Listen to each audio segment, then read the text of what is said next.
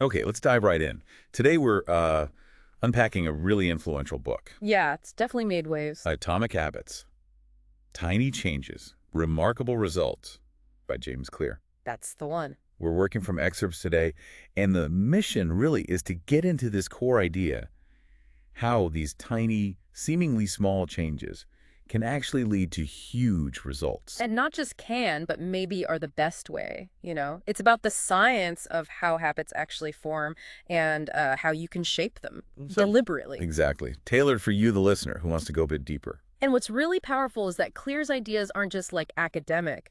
They grew from something intensely personal he went through. Yeah, it started with this absolutely devastating injury he had in high school. Baseball player. Right, a stray bat hit him square in the face, multiple skull fractures, shattered eye sockets. It was bad. Led to seizures, even a medically induced coma. Just horrific. Absolutely. And the recovery, I mean, it wasn't quick. He lost his sense of smell for a while, had double vision, had to go through physical therapy just to relearn basic movements. His whole world basically stopped. Yeah, it really did. So when he got to college, he wasn't the star athlete anymore. He was right at the bottom of the baseball team roster. And that's kind of where the Atomic Habits idea started to form, wasn't it? He couldn't make big strides, so he focused small. Really small. We're talking tiny, consistent habits. Yeah. Things that felt, well, controllable. Like what, though? Not like hitting the gym for hours. No, that's the key. It was things like making sure he got enough sleep, going to bed early, even when his roommates didn't, Okay. and keeping his dorm room tidy. Simple stuff. Keeping his room clean. Gotcha. That feels almost too basic. How does that connect to, getting better at baseball? Well, that's the compounding effect, right? Yeah. It wasn't just about a clean room itself. Each small action was like casting a vote. A vote. A vote for being the kind of person who is disciplined, organized, who takes care of things. And over time, these tiny votes, these habits, they started to snowball. Ah, okay. So it built momentum. Exactly. Sophomore year, he got a starting spot. Junior year, team captain. Hmm. And then senior year. He ended up as the top male athlete at his university Hmm. and an academic All-American. That's it. From that devastating injury and being bottom of the pile to the very top, it's an incredible journey. And it really cemented that core lesson for him, didn't it? Absolutely. That quote from the book sums it up. Changes that seem small and unimportant at first will compound into remarkable results if you're willing to stick with them for years. Consistency plus time equals major results. Right, that word compound. It's crucial. He uses this term, the aggregation of marginal gains. Yeah, it's not just one improvement, it's finding lots of tiny improvements everywhere. The famous example being the British cycling team. Oh, yeah, they were. Well, pretty average for decades, weren't they? Average is maybe putting it kindly. Yeah. There's that story about a bike manufacturer refusing to sell them bikes because they thought it would hurt their brand. Ouch. Yeah, not good. But then Dave Brailsford came in as performance director, and his whole philosophy was about finding tiny, like 1% improvements in absolutely everything. Everything, not just training, but like the ergonomics of the bike seats, the massage gels, the best pillows for sleep. Even painting the inside of the team truck white to spot dust easier, which could affect bike mechanics. Tiny details. Just aiming for that 1% gain everywhere. And again, 1% sounds like almost nothing. Yeah, but look at the results. Right. That decade after Brailsford started, 178 world championships, something like 66 Olympic or Paralympic golds, 5 Tour de France wins. It's one of the most dominant runs in sports history. All built on that principle of marginal gains compounding. So the math really works. He says getting 1% better each day for a year makes you, what, almost 37 times better? Something like that, yeah. But the flip side is scary too. Get 1% worse each day. And you decline almost to zero. Yeah. Time basically magnifies whatever you feed it. Good habits make time your ally. Bad habits make it your enemy. It's a real double-edged sword. Okay, so we know compounding is powerful, but sticking with those small habits is hard, especially at the start.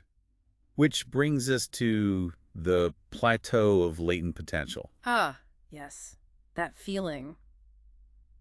We've all had it, right? You're putting in the work day after day doing the small things. And seeing absolutely nothing change, no visible progress, it's frustrating. Feels like you're stuck in that valley of disappointment. Totally. Because we expect progress to be, linear. Put effort in, get results out immediately. But it rarely works like that, does it? Especially with habits. No. The results are often delayed. All that early effort is happening is building up, but it's kind of below the surface. You can't see it yet. The ice cube analogy from the book really nails this. It's perfect, yeah. You have an ice cube, say at 25 degrees Fahrenheit, you start heating it, 26, 27, 28 degrees. Still ice. Nothing looks different. Right. But the energy isn't wasted. It's causing changes inside. Then, bang, at 32 degrees. It melts. The state change happens all at once, seemingly. Exactly. And Clear's point is that so many people give up at 31 degrees. They think the effort was wasted because they didn't see the immediate shift. That makes sense. You have to trust the process and push through that plateau. You do. You need to persist long enough for the stored potential to be revealed, those overnight successes. Almost always years of heating the ice cube that nobody saw. Okay, so persistence is vital. But what should we be persisting with? The book argues pretty strongly for focusing on systems, not just goals. Yeah, this is a big shift from how we usually think. We're taught to be goal-focused, lose X pounds, run a marathon, get that promotion. Goals give direction, right? That's useful. Definitely useful for setting direction, but relying only on goals has some serious drawbacks. Like what? What are the problems? Well, Clear points out a few things. First, winners and losers often share the exact same goals. Every Olympic athlete wants gold. The goal isn't what separates them. It's the system, the daily process they follow. Precisely. Second, achieving a goal is often just momentary. You cross the finish line, you hit the target number. Then what? If the underlying system that got you there isn't sustainable, or if you stop it. You often slide back. You treated the symptom, not the cause. Exactly. You fix the result, but not the process that produced the result. You need to fix the inputs, the system, for lasting change. Okay, that makes sense. Third, goals can kind of postpone happiness. You think, I'll be happy when I achieve this goal.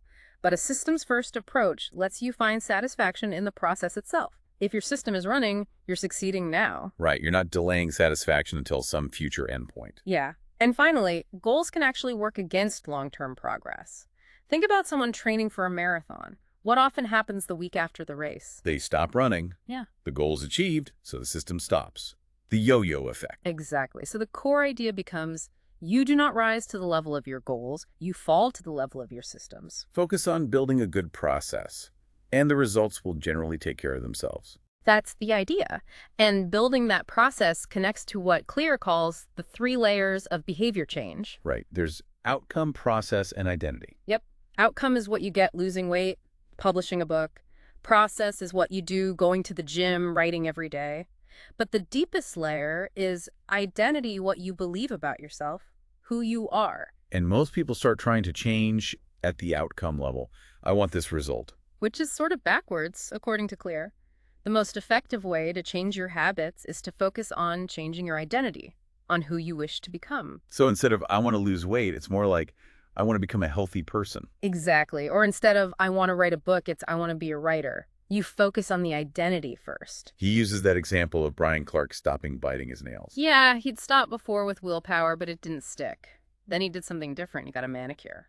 A manicure. How does that help? It wasn't just about having nice nails, which is the outcome. It was an action that reinforced the identity of someone who takes care of their hands, someone who doesn't bite their nails. It was a vote for that new identity. I see. Every action is a vote for the type of person you want to be. Precisely. Your habits shape your identity over time.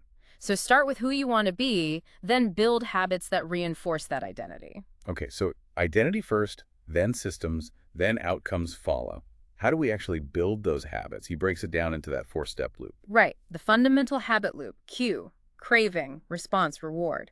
This is basically the backbone of all our behaviors. Habits are just shortcuts the brain learns. Automatic solutions to recurring problems or desires. Let's take a simple one, walking into a dark room.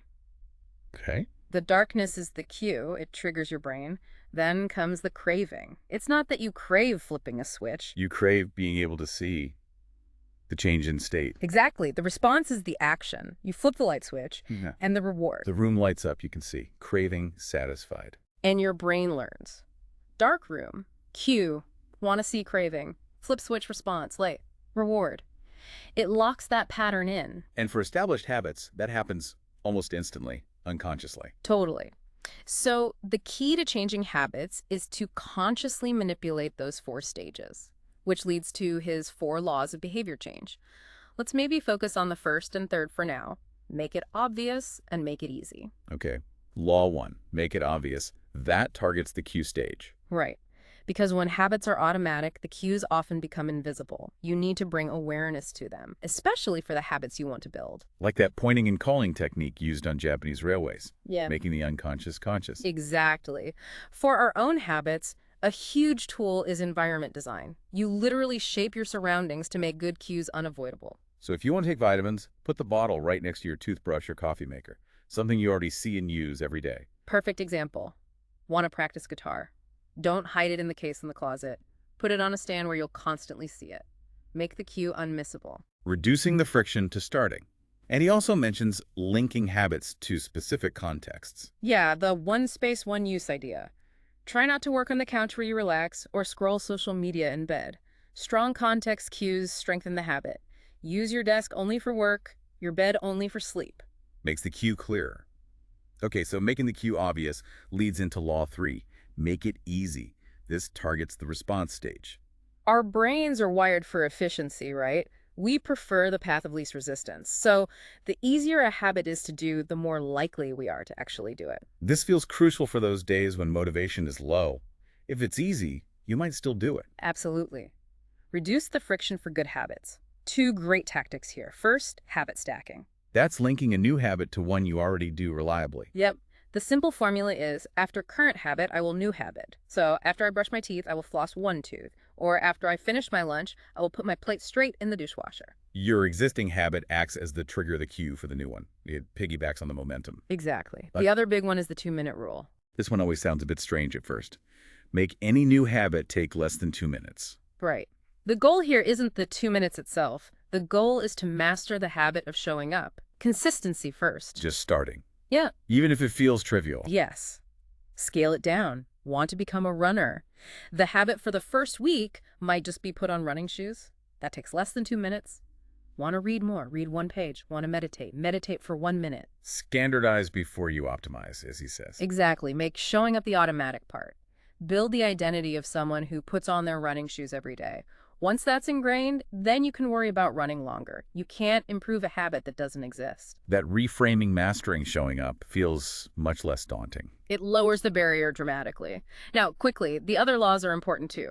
Law 4 is make it satisfying, which targets the reward. And this links back to that immediate versus delayed reward problem. Yeah, our brains love immediate gratification. Long-term habits often have delayed rewards. So, especially early on, you might need to add a little immediate satisfaction to the end of the habit. Like using a habit tracker and getting the satisfaction of checking the box. That's a great example. Or giving yourself a small, immediate, healthy reward. Making the completion itself feel good right now helps bridge the gap until the long-term benefits kick in or the habit becomes its own reward. Got it.